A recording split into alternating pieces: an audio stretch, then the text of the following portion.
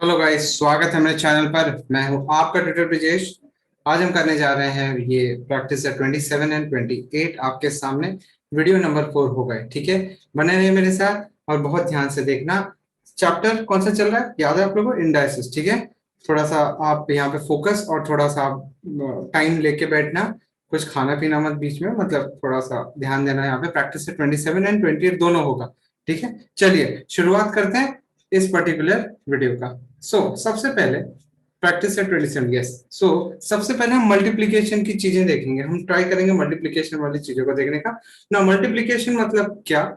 ये जो इंडाइसेस हैं, ये जो एक्सपोनेंट की फॉर्म में है नंबर्स, इनका हम मल्टीप्लिकेशन करेंगे। कैसे करते हैं? 7 raise to power 4 into 7 raise to power 2। मैंने आपको बताया था जब a raise to power m और a raise to power n जब बेस सेम होता है तो पावर ऐड हो जाता है। सबसे पहला वाला लॉ, ठीक है। अपने केस में क्या होगा? बेस सेम है, बेस एक बार लिखोगे, पावर गेट्स एडेड, ठीक है। This is 7 raise to power 6। Easy. जब बेस सेम होता है तो पावर ऐड हो जाता है, याद रखना आप लोग को। चलिए क्वेश्चन नंबर 2 की तरफ बढ़ते हैं। सेम का सेम चीज यहाँ पे लगने वाला है। When the bases are same and they are getting multiplied, power gets added. So it is -11 the whole raised to power 5 plus 2. This is -11 the whole raised to power 7. And और एक चीज, negative number है, minus है और raise to odd number है, ठीक है। Negative number the whole raise to power odd is always negative, always it will give you negative number. लेकिन negative number the whole raise to power अगर even होगा, it will always give you positive number, ठीक है। अपने case में क्या होगा? It is 7 is odd, so negative number raised to odd is actually your negative 11 raised to power 7. So ultimately आपका जो आंसर आएगा -11 the whole raised to power 7, ठीक है।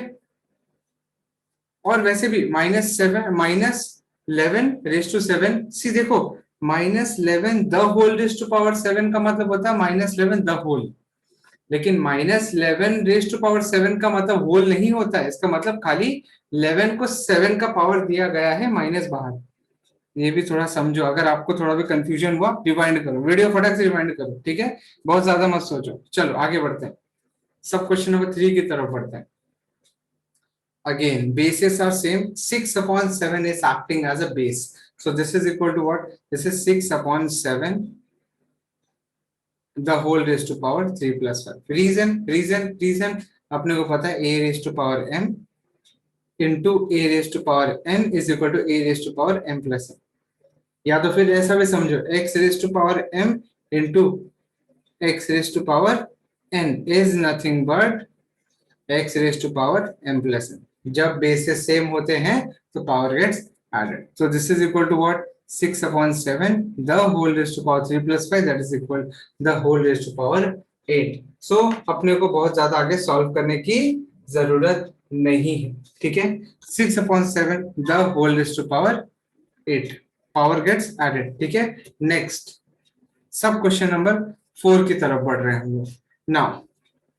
So this is equal to what? देखो आपका base -3/2, दोनों में base -3/2। सो आपको पता है कि since x raise to power m into x raise to power n, this is equal to x raise to power m plus n। वही है आपका, अगर बेस सेम है पावर गेट्स एडेड, तो -3/2 आपका बेस है। सो पावर क्या होगा? ऐड हो जाएगा। तो this is -3/2 the whole raise to power 8, ठीक है। अगर आप में क्यूरियोसिटी बढ़ गई है कि भाई अल्टीमेटली इसका वैल्यू नेगेटिव में आएगा पॉजिटिव में आएगा, तो it is going to be in positive. This is 3/2 the whole raise to power 8 because negative number the whole raise to power even is always positive.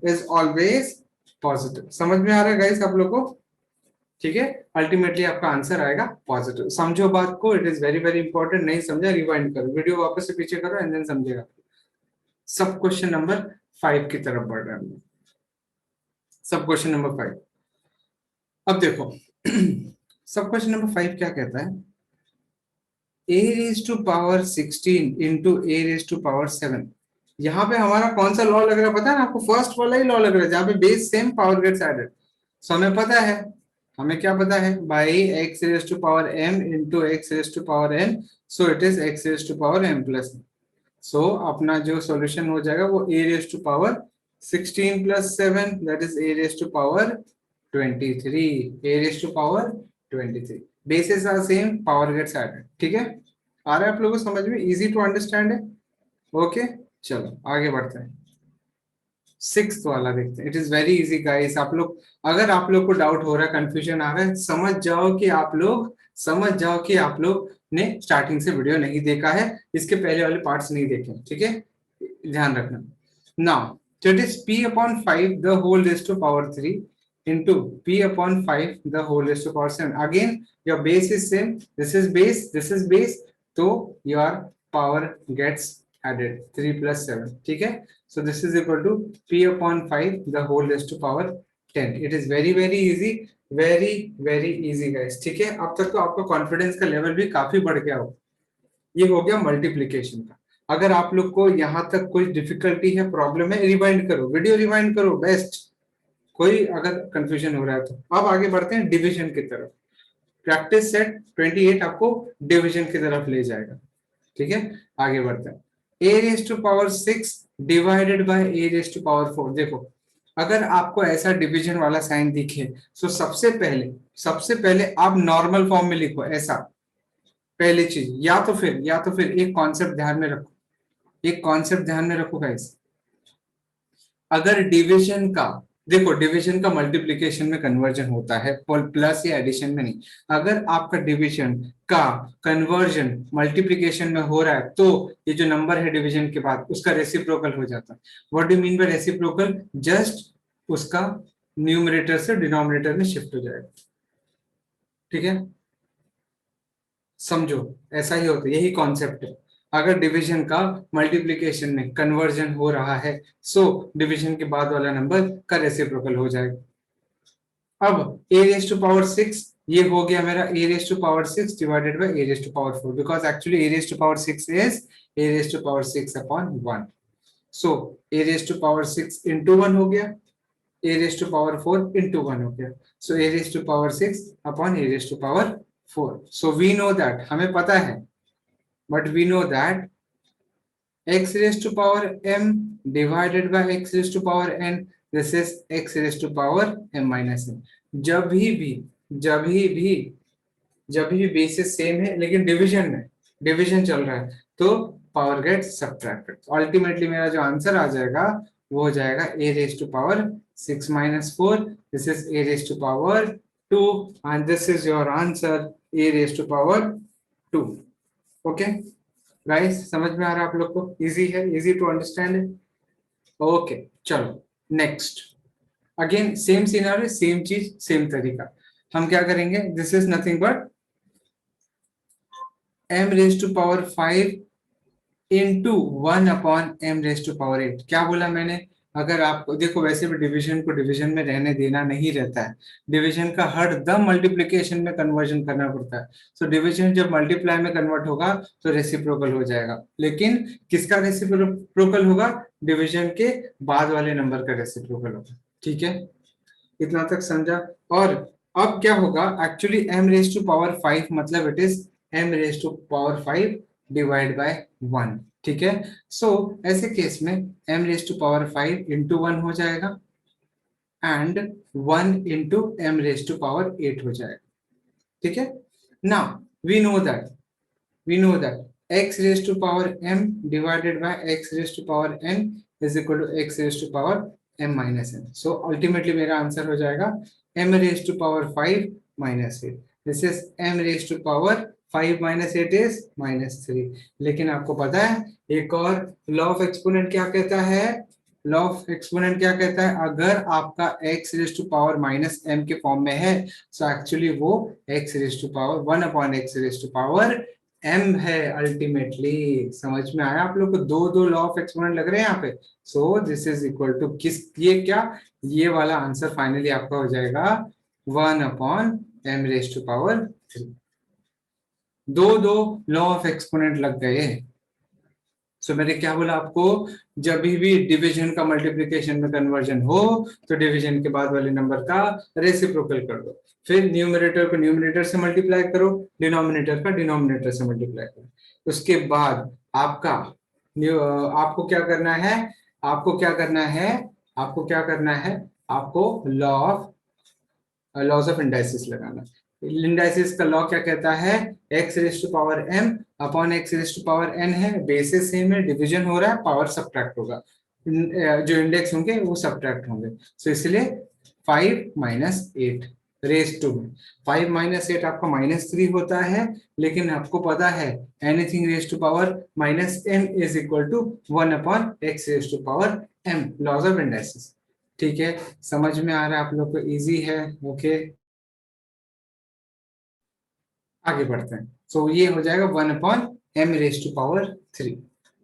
आगे बढ़ते हैं नेक्स्ट क्वेश्चन की तरफ, सब क्वेश्चन नंबर 3 की तरफ। सेम टू सेम है, same to same है, p raise to power 3 into क्या बोला मैंने, डिवीजन का मल्टीप्लिकेशन में अगर कन्वर्जन होगा तो डिवीजन के बाद वाला जो नंबर है उसका रेसिप्रोकल हो जाएगा। So p raise to power 13 का रेसिप्रोकल तो होता है 1 upon p raise to power 13। लेकिन p raise to power 3 is ultimately p raise to power 3 upon 1। So numerator का न्यूमरेटर के साथ मल्टीप्लिकेशन, डिनोमिनेटर का डिनोमिनेटर के साथ मल्टीप्लिकेशन। फिर हमें पता है कि x raise to power m upon x raise to power n is equal, sorry हाँ बराबर, so this is x raise to power m minus n। ठीक है, बेस सेम, डिवीजन में है, पावर सब्ट्रैक्ट हो जाएगा, ये हो जाएगा ultimately p raise to power 3 minus 13। So 3 minus 13 minus 10 होता है। ठीक है, लेकिन हमें पता है, हमें ये भी पता है कि भाई, हमें ये भी पता है कि हमें ये भी पता है कि भाई x raise to power minus m is equal to 1 upon x raise to power m। So ultimately p raise to power minus 10 will become 1 upon p raised to power 10. This is your final answer. Again, we saw that there are two laws of indices which are getting implemented here. If you have understood, let us move to the next question.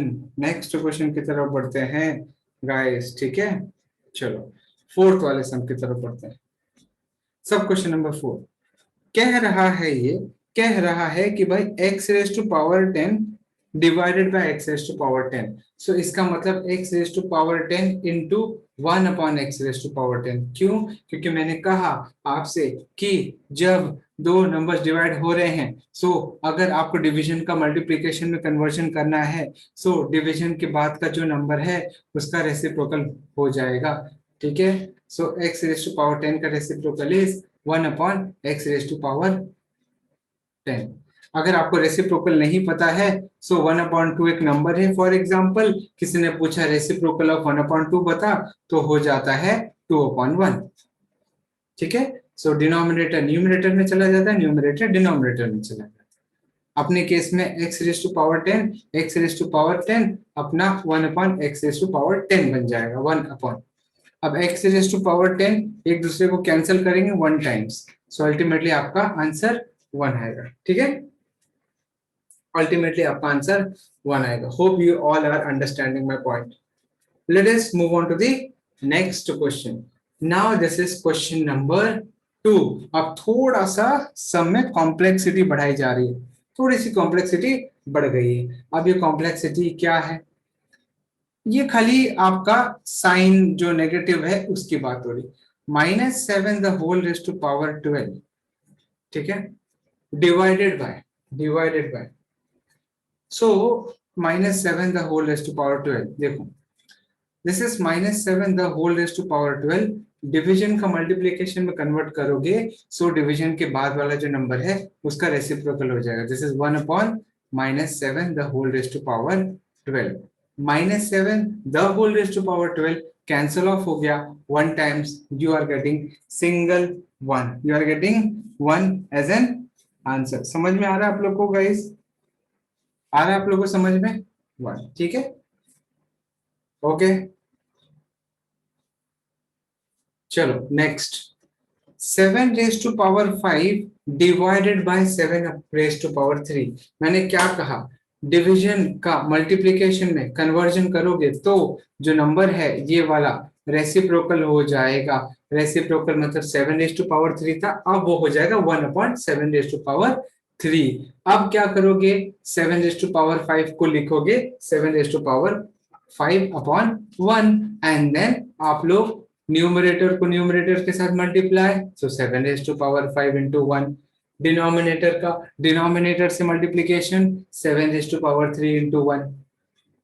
ठीक है, so आपको पता है कि x raise to power m upon x raise to power n होगा, मतलब आपका base same है, डिवीजन हो रहा है तो power gets subtracted, so x and the whole raise to m minus n, मतलब आपका जो आंसर आएगा 7 the whole raise to power 5 minus 3, this is equal to 7 raised to power 2, which is 7 into 7, which is equal to 49। Guys समझ में आ रहा है आप लोग को, इजी है। नेक्स्ट क्वेश्चन की तरफ बढ़ते हैं। Question number 3, 4/5 base 4/5 the whole raise to power 3। ठीक है, और ये अब देखो मैं आपको एक तरीका बताता हूँ, रुको मैं आपको एक अच्छा तरीका बताता हूँ। इसको स्प्लिट करो, स्प्लिट करो मतलब क्या, आपको पता है since x raise to power m x upon y the whole raised to power m is nothing but x raised to power m upon y raised to power m। So आपका जो question है वो क्या हो जाएगा, 4 raise to power 3 divided by 5 raise to power 3 divided by 4 raise to power 2 upon 5 raise to power 2। ठीक है, so this is equal to 4 raise to power 3 upon 5 raise to power 3। अब मैंने क्या बोला था पहले, अगर डिवीजन का आपको मल्टीप्लिकेशन में कन्वर्जन करना है तो आपका ये रेसिप्रोकल हो जाएगा, मतलब 5 रेज टू पावर 2 ऊपर आ जाएगा, 4 रेज टू पावर 2 नीचे आ जाएगा। This is known as reciprocal करना। ठीक है, अब आपको सिंपल है, देखो 4 वाले के नीचे 4 लेके आओ, 4 वाले के नीचे 4 लेके आओ, और 5 वाले के नीचे 5 लेके आओ, समझा? 4 वाले के नीचे 4, 5 वाले के नीचे 5। So this is equal to what, 4 raise to power 3 minus 2, 5 raise to power 2 minus 3। This is 4 raise to power 1 and 5 raise to power -1। This is 4/5। समझा? ऑल्टरनेटिवली आप क्या कर सकते हो, ऑल्टरनेटिवली इसको ऐसा समझ सकते हो, 4/5 4/5 the whole raised to power 2, bases are same so power gets subtracted।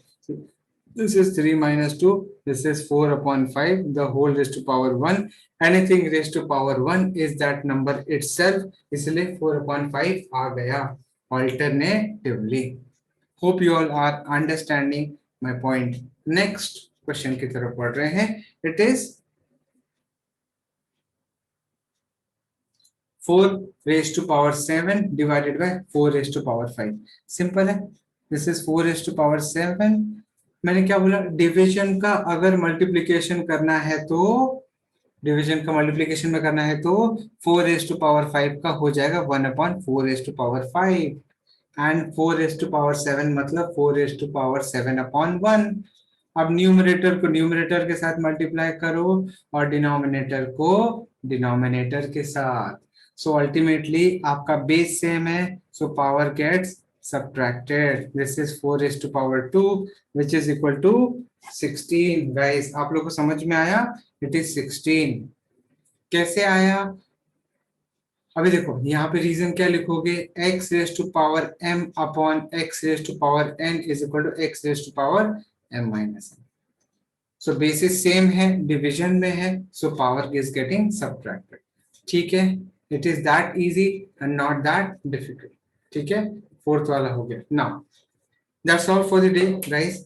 हमने क्या किया, हमने जो लॉज ऑफ इंडाइसिस है उसका हमने फर्स्ट वाला लॉ देखा, सेकंड वाला देखा, एंड साथ ही साथ हमने एक और मतलब हमने कौन सा देखा, देखो हमने देखा x raise to power m into x raise to power n, this is equal to x raise to power m plus n। ये वाला इसके बेसिस पे हमने सम सॉल्व किया। x raise to power m divided by x raise to power n is equal to x raise to power m minus n। So ये वाला second वाला division के बेसिस पे, और मतलब बेसिस सेम है, डिवीजन में है, पावर इज गेटिंग सब्ट्रैक्टेड। तीसरा क्या देखा हमने यहाँ पे अप्लाई करके, x raise to power minus m is equal to 1 upon x raise to power m, ये देखा। चौथा भी एक अप्लाई किया हमने, पता है आपको याद है तो, x upon y the whole raise to power m is nothing but x raise to power m upon y raise to power m। ठीक है, ये भी अप्लाई करके देखा हमने। पता है और एक चीज देखी, एक्चुअली दो एक्सरसाइज में और एक चीज कर ली, x raise to power 1 is nothing but x only. So इतने सारे हमने इंडाइसिस के लॉ एक ही सम में गटअप लिए, मतलब सॉल्व किए। ठीक है, आप लोग को समझ में आ रहा है guys, it is very much easy, not that difficult, इतना डिफिकल्ट नहीं है। ठीक है, so that's all for this particular video. मिलेंगे हम लोग नेक्स्ट वीडियो में, लेकिन हमने प्रैक्टिस सेट 27 किया और 28 किया। नेक्स्ट वीडियो में अगला प्रैक्टिस सेट, एंड फिर हम लोग वापस से ऐसे एंजॉय करेंगे। सो अगर आपने चैनल सब्सक्राइब नहीं किया तो please do subscribe, share this video among friends, like करना मत भूलना। वीडियो एक बार आपने देख लिया तो लाइक करके ही जाना, ठीक है। एंड साथ ही साथ नोटिफिकेशन बेल जरूर दबा के रखना, अपने फ्रेंड्स के साथ शेयर जरूर करना। मेहनत लगता है और ये मेहनत डिमांड कर रहा है कि ज्यादा से ज्यादा लोगों तक शेयर करो, बच्चों तक शेयर करो, मिलके पढ़ाई करो, एक ग्रुप बनाओ यार। डिस्क्रिप्शन में मैंने टेलीग्राम का लिंक दिया है, वहां पे कनेक्ट हो जाओ, एक ग्रुप बनेगा अपना, आगे पढ़ेंगे। लंबी जर्नी अपनी, 6 में पढ़े मेरे साथ, 7th में भी पढ़ रहे हो, आगे भी पढ़ोगे। ठीक है, चलो thank you very much, do take care of yourself. मिलते हैं नेक्स्ट वीडियो में, तब तक ख्याल रखो and have a nice day. Bye bye guys, have a nice day, thank you for watching, bye bye.